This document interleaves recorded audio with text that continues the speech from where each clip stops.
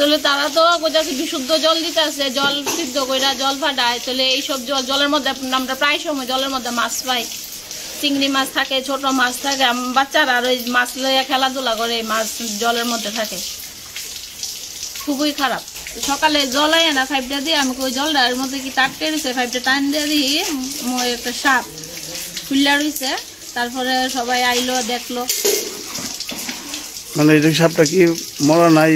মরা মরা সাপ্লাই জল। এই জল দিয়ে তো আমরা ঘরে ফিল্টারে জল দিতেছি, বাচ্চা স্নান করতেছে, বাচ্চারা জল খাইতেছে, ঠাকুর করে পূজা দিতেছি এই জল দিয়ে। ওই জল দ্বারা মিশন এবং জল জীবন মিশনের আওতায় আমরা আগামী 2022 ডিসেম্বরের মধ্যে প্রতিটা বাড়িতে বিনা পয়সায় আমরা বিশুদ্ধ পানীয় জল আমরা পৌঁছবো। এই কথাগুলো মানুষের কাছে আপনাদের পৌঁছতে হবে।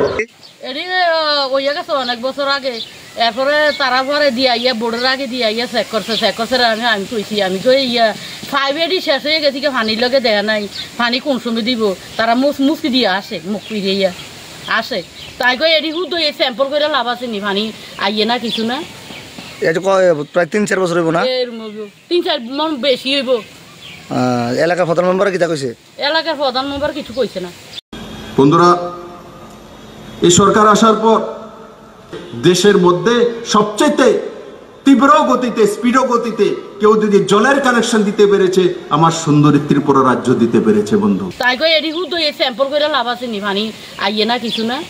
আমরা যা বলি, মোদিজি যা বলেন, আমাদের সরকার যা বলে, আমরা সেই জিনিসটা করে দেখাই। বিজেপি যা বলে, বিজেপি তা করে দেখায়।